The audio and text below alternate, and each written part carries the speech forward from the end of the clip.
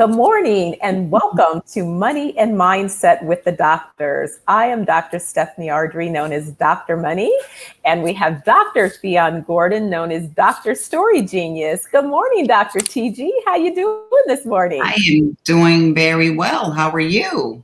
I'm doing good. I'm doing good. You know, being in Jamaica always turns up that happy space. I was able to go to the ocean this morning and do a morning workout and get some ocean water on my face and all of those things before hitting the town. And I'm actually in New Kingston, which is the heart of the island in terms of the business and commerce and all of those activities. Yeah.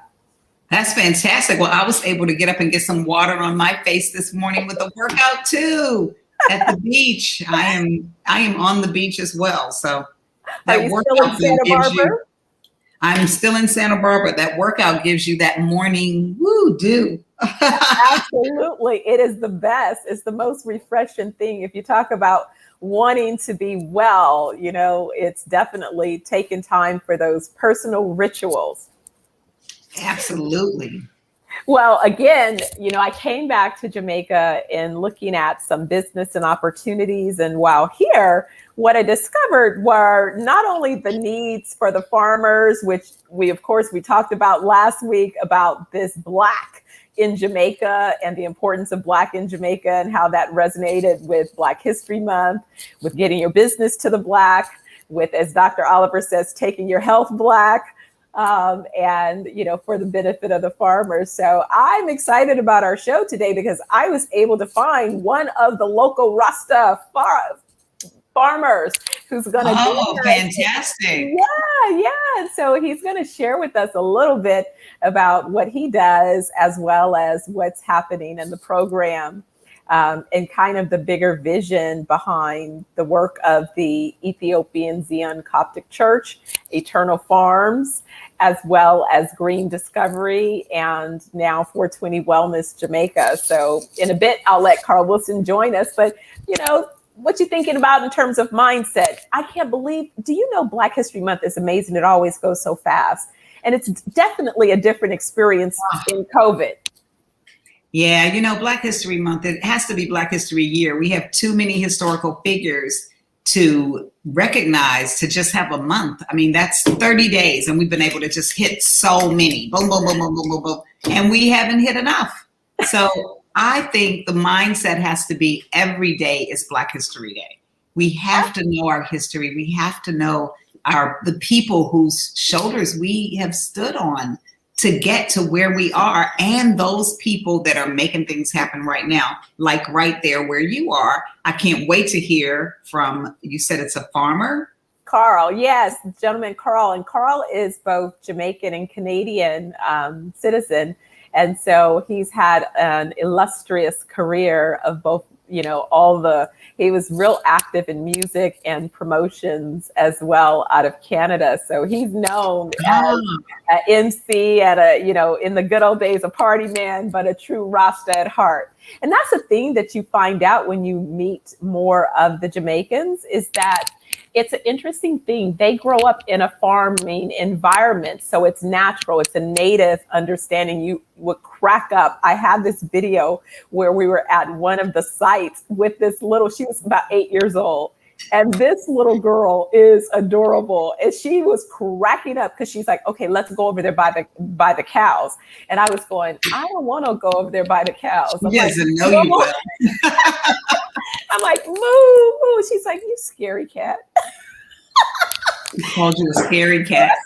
On camera, said, you scary cat. We going over here by the cows.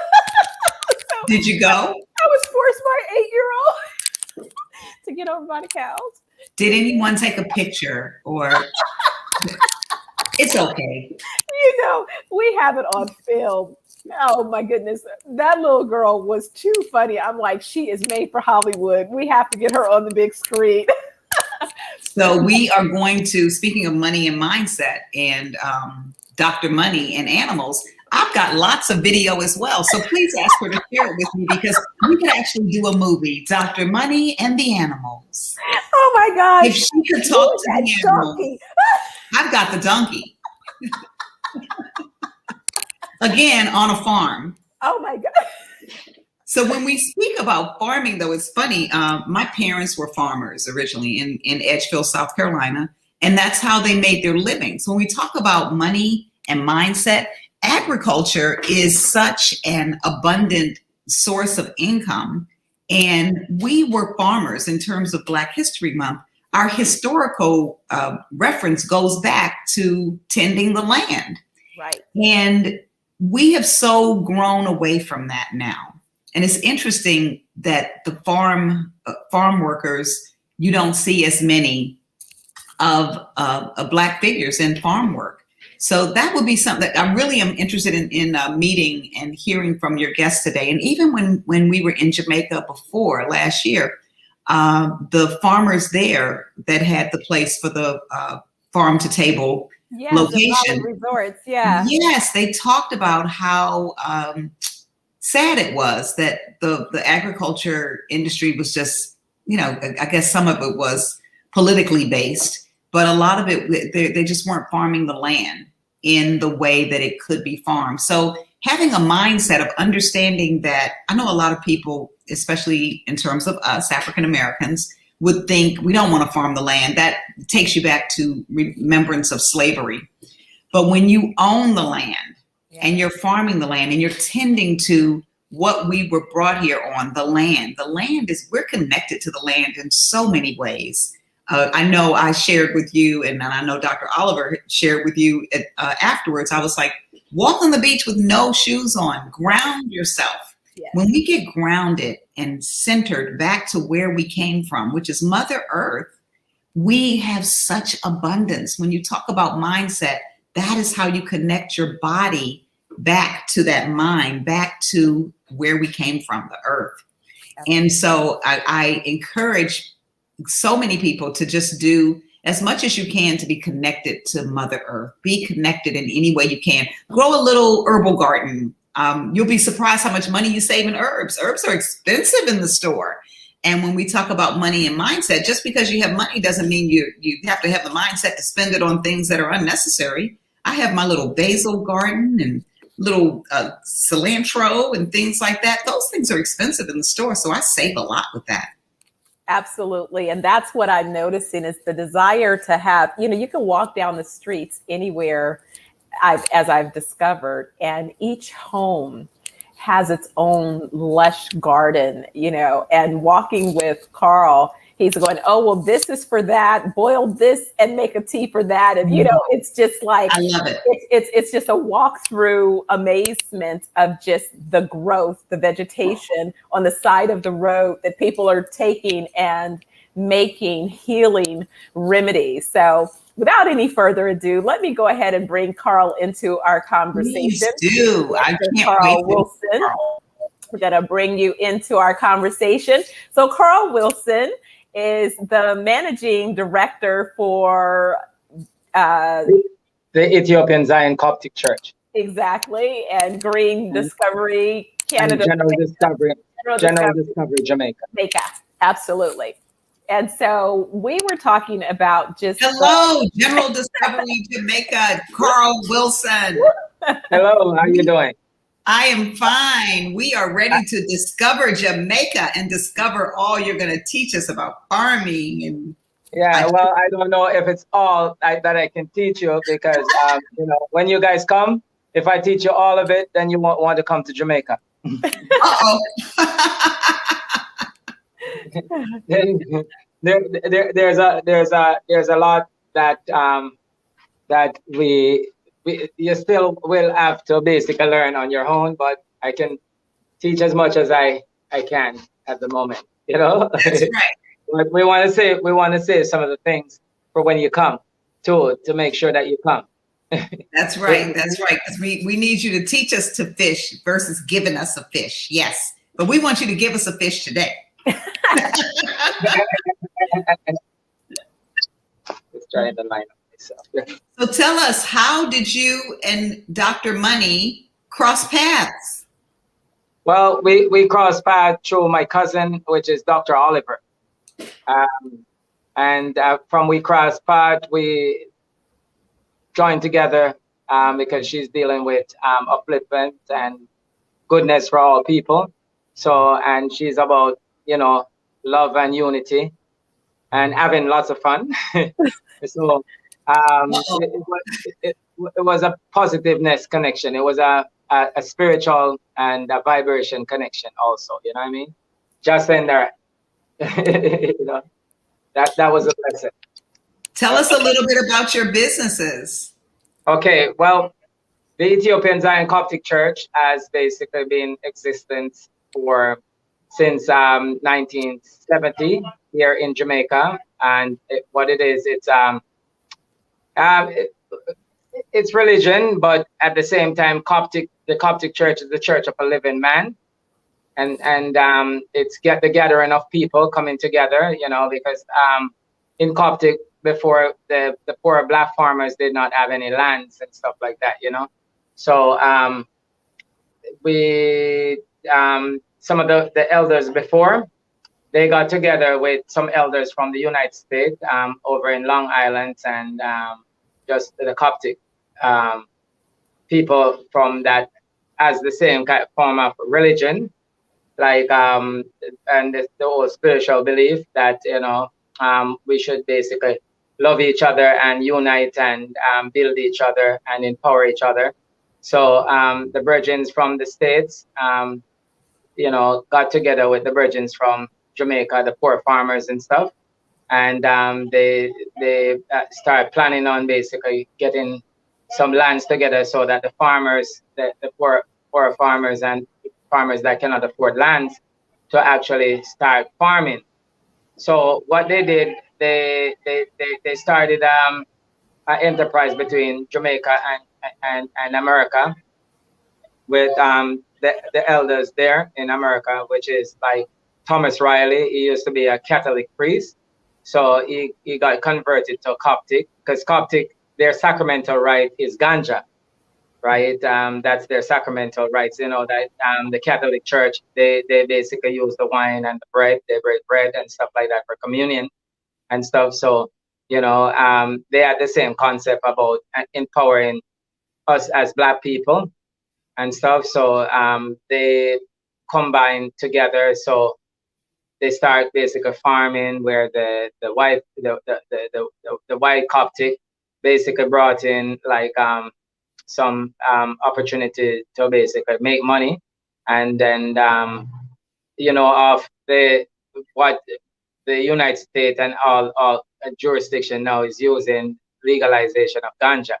But we see ganja as like our rights and our goal, just like how you have in Saudi Arabia, they have the oil, and in Africa, they have all these minerals and stuff like that. And it's also a part of Africa, the wealth, part of the wealth that we basically ourselves basically have, but we don't utilize it because you don't know.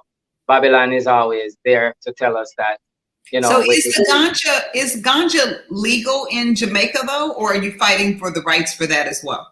Well, it's legal, like it's legal right now, where just like Canada, we have legal, but it's not all the way like how we would want it to be. Like, you know, you're allowed 2 ounces. You like, you know, they won't basically lock you up and persecute you like they used to. Okay. So we have fight for that over the years, just like we did in Canada. Like in Canada, it's also legalized. But when I say a product is legalized, it should be legal like how you buy cigarettes, because cigarettes is also a killer. And our governments let us basically give us the rights to smoke cigarettes. So, and ganja has been a part of our heritage ever since time began, ever since the centuries. Like even in the United States, back in the United States, it used to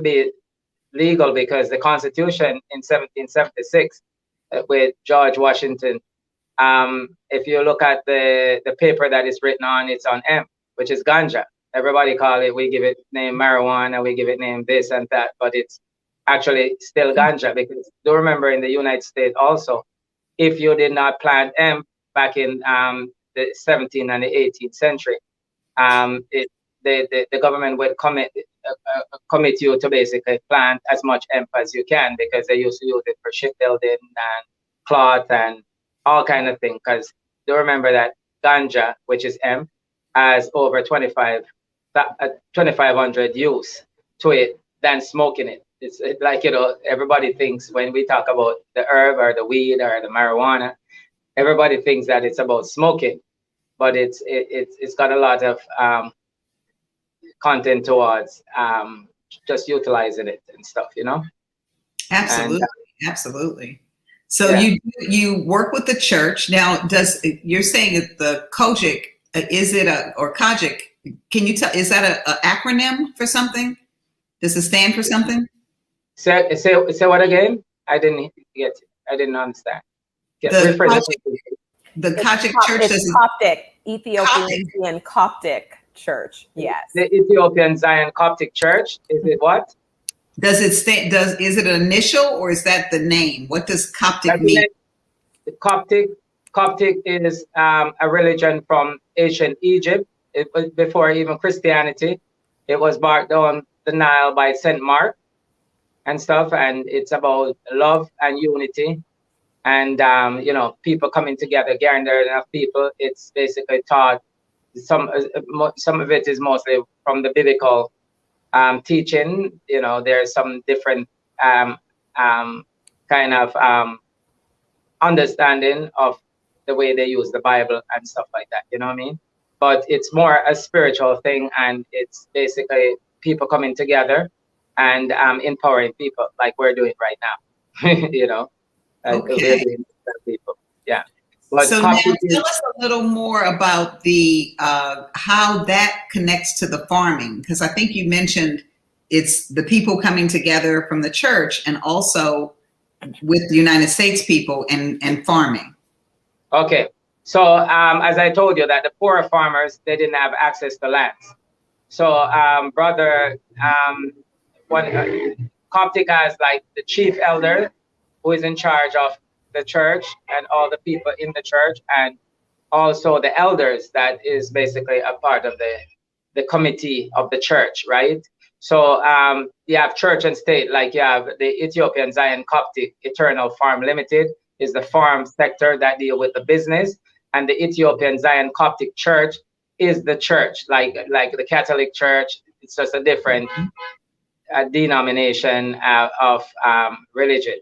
But the only we are different because we deal about love, unity, and coming together, and we help everyone. That we help the have-nots, and we try to build everybody to basically help each other. So the way the farming thing goes, because it's not only the church people or the elders that basically farm, it's also the people in our community and the surrounding community, and also in St. Thomas and across Jamaica. So Coptic used to basically put the farming system together. Coptic is about organic farming. It's about not using pesticide and all these things. When we do farm, we farm naturally. We call it ITAL.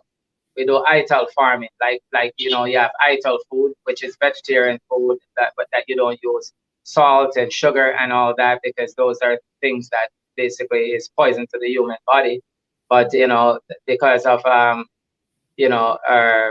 mother and father, sometimes they don't really know these things. Now that we are basically more health conscious, and we know about we have basically been taught now, and based upon experiments and stuff like that goes on within the medical community.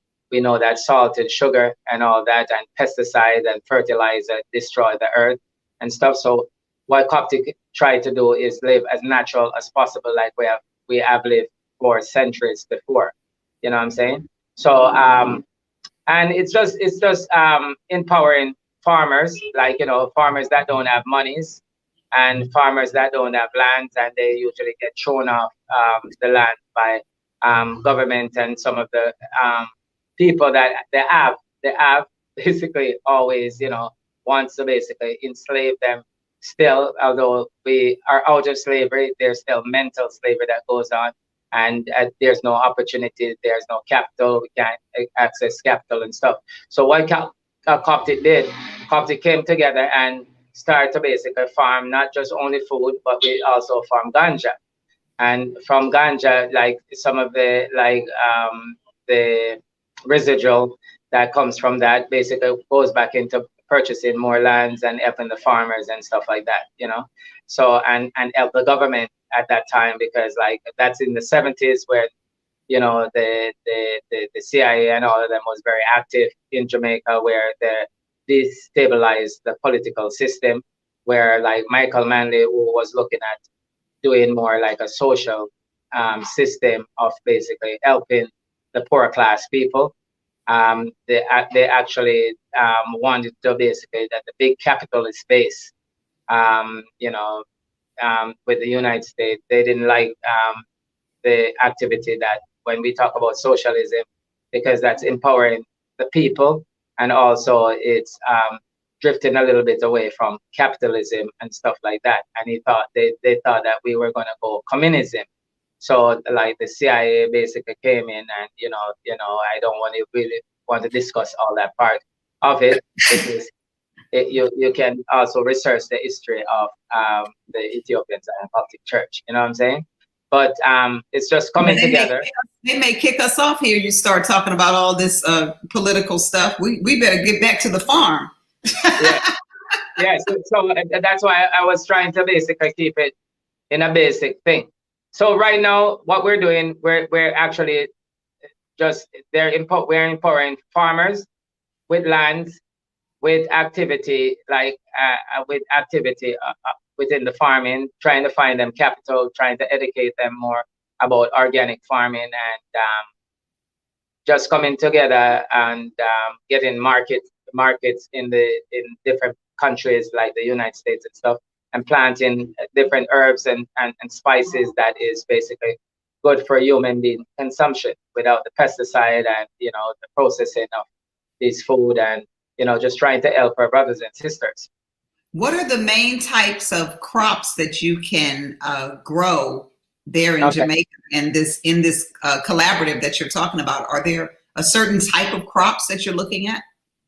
Yeah, we're looking at fruit trees, crops like mangoes, guavas, plum, June plum, neeseberry, soursop, all array of food. Like, you know, some of the fruits I don't think that you know, in the United States we have Oiti apples, we have different kind of grapes, we have all different kind of fruits, coconuts, and just. And then are you thinking of exporting them or using them just on the island?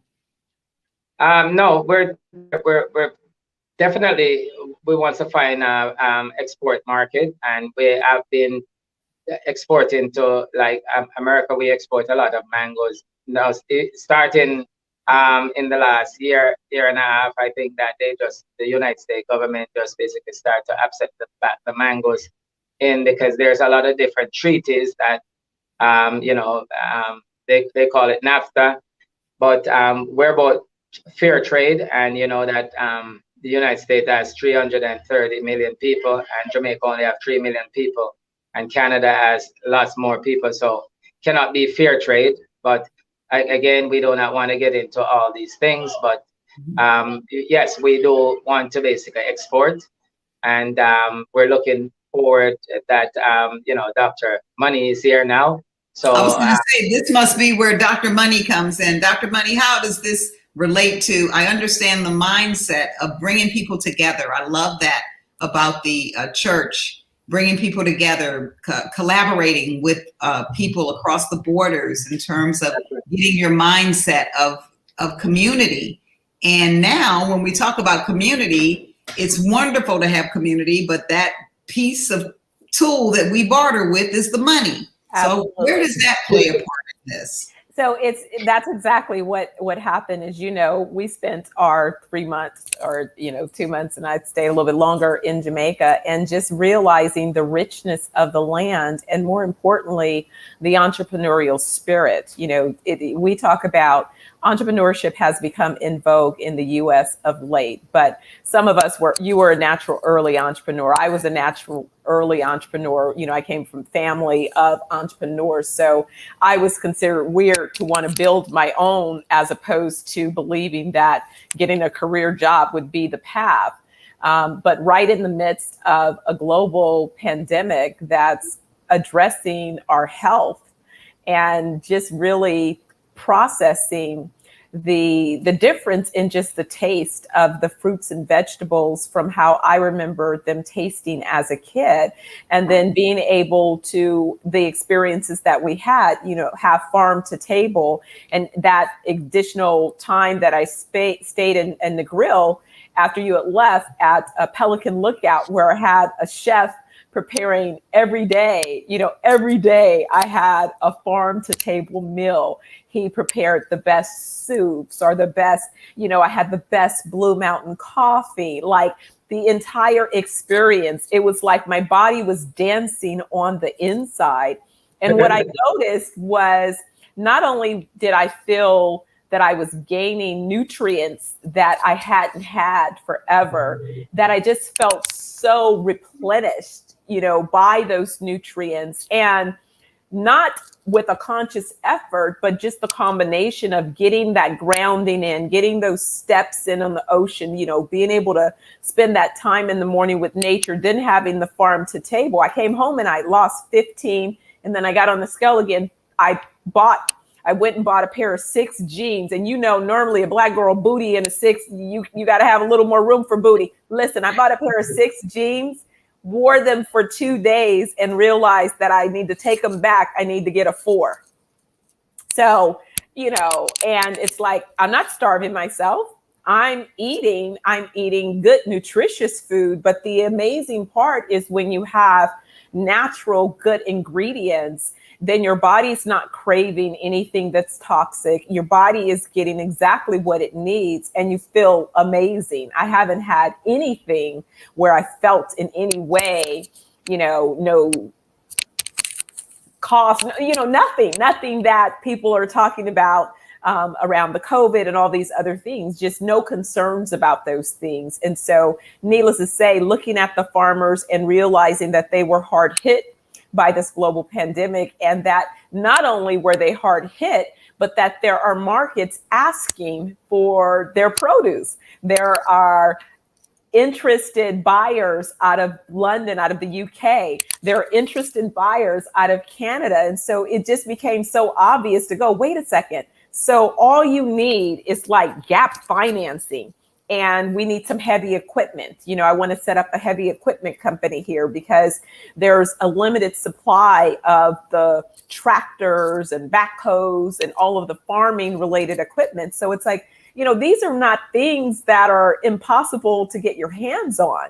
So it just became obvious that, if we follow the money, that the island is rich with resources. So why go someplace and try to start a garden when you can walk down every block? You can just walk and pick stuff off the tree in the morning with your basket. I said, oh my God, as a kid, we used to run around the neighborhood and pull our blackberries and, eat them off the tree. And who knew that was just the best thing to do? And so now that people are becoming aware of the need to control what you're putting in your body, because you are everything that you consume.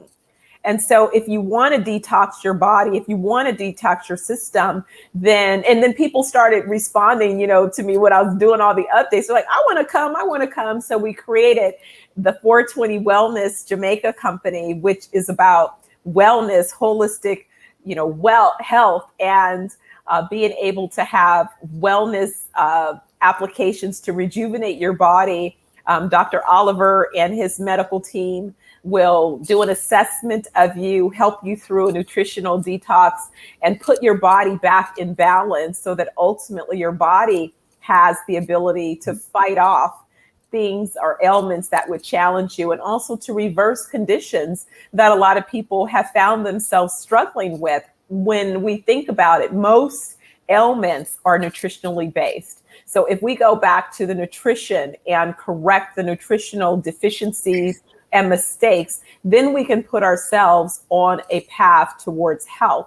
And so it just made sense. It's like, why let great, crops go to waste when there's people starving in the world? And oh my God, if they could have this healthy, nutrient rich, natural Yes. and organically grown fruits and vegetables, we could really not only empower the farmers, but the entrepreneurs locally, helping them diversify their market opportunities. But we could also create a better state of health, a wellness at a time that it seems that people are health and wellness is on their mind. So Dr. Money, this is just so appropriate for Black History Month. This was amazing to have you here, Carl, sharing that information, because you shared information about not just a farm, but you're talking about community. And I shared with Dr. Money that my parents were farmers. They are from Edgefield, South Carolina, and they were farmers. And I remember growing up, when I grew up in Washington, D.C., and I would say D.C. was deep country to us because my parents were farmers. We literally had in our backyard in Washington, D.C., corn, all types of vegetables that we had to pick. We had a cherry tree, we had a pear tree, we had a plum tree, we had a grapevine.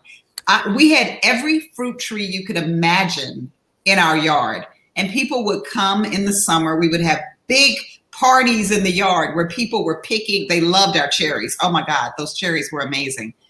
They would pick the cherries, they would pick plums, they would pick peaches. And we would make pies and have all sorts of food. And my mother was like the neighborhood cook. And people would come and help gather the different vegetables and fruits, and we would cook and have cookouts and just really enjoy things. I'm not even going to talk about my uncles who would bring up the slaughtered pigs, and we had sausage makers, and we had I'm from the country, okay? I'm from Washington, D.C., but D.C. stands for deep country.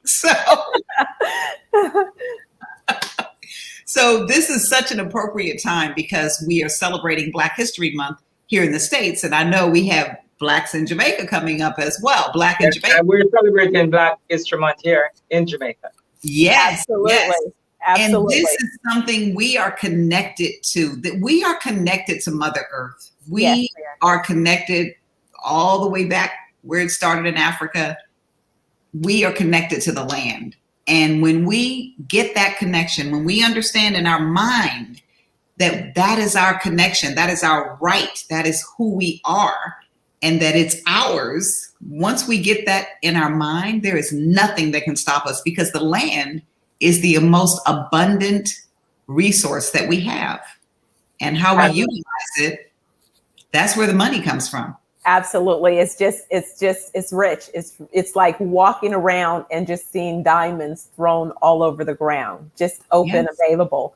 And you just need the right mindset and the ability to understand how to organize and capitalize the various ventures. And so I'm starting some training programs here that will work to bring not only agri-tech, every business is a tech business. So I get to feed some of my little love for technology. Every business is built around some level of real estate because we're talking about land. And so how to ensure that these farmers are able to not only hold their land in such a way that they're able to create generational wealth. One of the first things that I started sharing is don't sell your land. I don't care who approaches you. Do not sell your land. Do not sell your land. The value, it's priceless. That's right. Dr. Money, what's interesting, and Carl, you can tell us maybe a little about how it is in Jamaica, but in Bali, Indonesia, where I love Bali, that's like my heart. But in Bali, you can't buy too many, an outsider or an expat can't come in and just buy the land outright. You can buy the land, but you get a leasehold. So you can get a 30-year leasehold, but it is always tied back to the Balinesian people. And you must put a Balinesian person on your leasehold. So when your 30 years is up you can transfer it to your child, but then it becomes another leasehold for 15 years or 30 years or whatever. But it stays with that Polynesian family. You pay them to own the land. You can build on it. You can do whatever you want to do on it, but you're not going to take it out of the Polynesian name. They do have some freehold spots where some people, Americans, you know how we are. We're like, we want freehold. We want to own it. And they can get some freeholds, but most of the land there are leaseholds. And people will say, well, why would I buy something where I'm leasing it for 30 years? Well, you're here for 30 years and then you go on about your business and go back into the earth and let people keep their land. Absolutely. So I think that's something that is really, I love it. I've been advised not to purchase there because it wouldn't be me owning it, but it's something about honoring the land and who the land belongs to, the indigenous people there. That feels good to me. If I were to purchase there, that would be something I would want to do, is make sure that it stays with the indigenous people that it belonged to. It makes it more sacred to me. Yeah.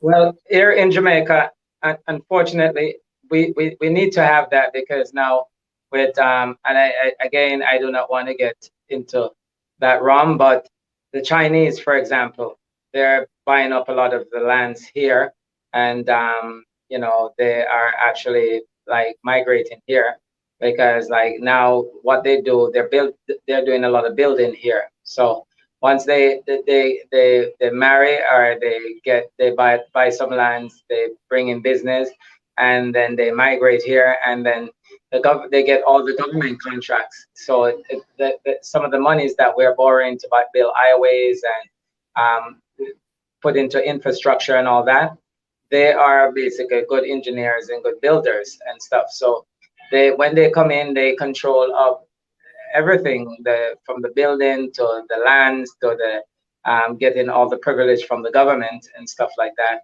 And then we have a lot of squatters here, because like Black people still do not have any lands to basically live on. There's a big percentage of Jamaica that is landless and stuff, where we have squatting and we have street people and all that is going on. So when Dr. Money and I was basically speaking, and just based upon observation and stuff, and giving her some information, she had basically bought this idea that, not an idea, this policy that is going in, where we basically will keep most of our lands, and we'll basically do land lease, and just those agreements where 51% would be Jamaican and 49% would be foreigners. So we welcome these kind of arrangements and agreements, and it's a great thing having Dr. Money here, because she has shed light on a lot of policies and changes that we can basically make here in Jamaica to just enhance the have-nots, because the have-nots is a great percentage over the have, which is that the have is a small percentage, but they have all the wealth. So we are here now to basically build wealth and legacy and empower all people in Jamaica, not just basically the rich having all this wealth and thing, and the poor has no monies. And that's chaos, because in everything you need a balance. And if not a balance, you need to basically empower people, especially in this pandemic that is basically going on and stuff. People are basically so I don't know even how to describe it, but people are very distorted in this thing, and people are basically, they lost their way of what the future is going to give. They don't know, like they're in the unknown.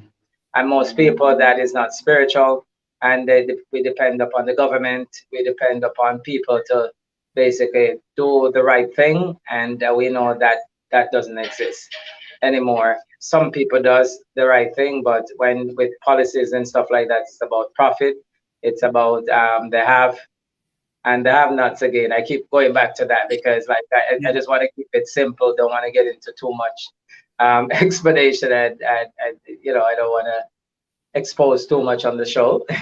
Just want to keep it basic, but what Dr. Money and her group is actually doing, we welcome it. We're ready to collaborate and make things better for all of us, especially here in the Black History Month and thing. And we have to basically defend our people and be our brothers and sisters keeper, because from the biblical tone of it, that's what all Christians and religions say, that they're looking out for the best interests of the people, and also for our environment, because we're also environmental friendly. We're actually General Discovery Jamaica is a part of General Discovery Canada, which we have different partners where we're about introducing new technologies into Jamaica, and I've been doing things a better way, and just collaborating with different education systems and technologies and different new innovative farming techniques that protect the soil and stuff. Because, in Jamaica, we have over 200 soil type. We're probably the most soil type in the world, because different parts of the country has different soils and stuff like that. Now that is a whole different lesson to learn about different types of soil. That Right. I see what you meant in the beginning when you said you couldn't tell us everything, because then we wouldn't want to come to Jamaica. Yeah. Thank you for sharing that. I love the collaboration aspect of the church, the farming, the cross the borders, bringing people together. That is what the mindset has to be in order for us all to understand that we're living in abundance, and having a mindset of abundance. I know that there's going to be the Blacks in Jamaica coming up, and that again is going to be a cross-cultural event that brings out the abundance of everyone and the mindset. You guys want to tell us a little bit about that before we close out? Absolutely. So Black in Jamaica is, again, this play on bringing your business to the Black, celebrating Black History Month, taking your health Black. And more importantly, we're headliners, Tim Calder singing his song Black, amongst other things. But the idea is it's a virtual festival where we're going to educate, empower, and entertain you. And there are going to be exciting presentations. Dr. Story, we have you set up for a presentation that we know will be exciting. Carl and Kurt will be emceeing and bringing on the various guests. We have Jakutta, we have Prophecy, we have Money Palette, we have, who else am I forgetting, Carl? We have a whole run-up of we have Diligent, we have Dubwise, we have we said Jakarta. We have the whole entourage of different studios. We're going to be having an open mic for some of the artists and some of the presenters and stuff like that. So we have some prizes and surprises for you on basically building wealth and legacy for our people, and coming together, exchange programs and stuff like that. And with that's just to kick it off right now. We're going to continue this where we have people, products, and goods and services flowing both ways. So we're going to be empowering each other in many ways, shape, and form. So do remember, Rich Beach, St. Thomas, we will be there live and direct to basically educate the people, to have fun, and to basically do one of the great virtual shows that ever basically concepted right here in Jamaica. Give us a date and a time. It's Saturday, February 27th, starting at 9 a.m. Eastern. And to register, you want to go to 420wellnessjamaica.com. 420wellnessjamaica.com. And so that's where you're going to go. Type that in, Dr. Yes, Money. I am. You know I am. 420 Wellness Jamaica. 420 wellnessjamaica.com. 420wellnessjamaica.com. Okay. Absolutely. And it's going to be exciting because it is Black in Jamaica, and the last few days of Black History Month is right before the end of Black History Month. And so we have got to bring it on. The other in the state on the 27th during the day in California Pacific time, check out Beyond Story. Check out the Willie and Elizabeth Gordon Family Foundation, which is having a virtual reading hour. And this is for the kiddies to get some Black history stories. We have a wonderful story, which I don't see if I have the book here. I don't actually have it right here with me, I don't think. But the book is called My Hair Grows Up. And it's by two African-American sisters, Dr. Carrie Williams and Carol Williams. And they wrote a book about hair, our hair growing up, wherein many people's hair grows down, and the differences in our hair. Something every little girl needs to read for sure. And every little boy, because we get questions about our hair a lot. All the time. Yes, so that's one of the books that'll be featured. There's lots of other books. It is going to be during the day. It's for the kiddies, 11 o'clock Pacific time, February 27th. So February 27th is going to be a busy day. We can party, we can be educated, we can be empowered, and all sorts of wonderful activities going on the 27th for Black History Month, which I say is Black History Year, especially with the year we had last year. We need to celebrate ourselves every single day. And anything else you want to say, Dr. Money, before we sign off? Absolutely nothing else. I think this is it. We'll be coming to you next week, and that begins a new month. And so we'll continue with Money and Mindset with the doctors. And so we'll see you again next week. Thank you, Carl. Peace, love, and all right. One love. You. Peace, love, and unity, and having X amount of fun. Stay safe, and we love you. So you're welcome anytime to Jamaica, and we'll keep the link. We're now connected in a positive way. So yes. It's all about unity and love and blessings. Right. One Blessed love. love. One love. One love. One love.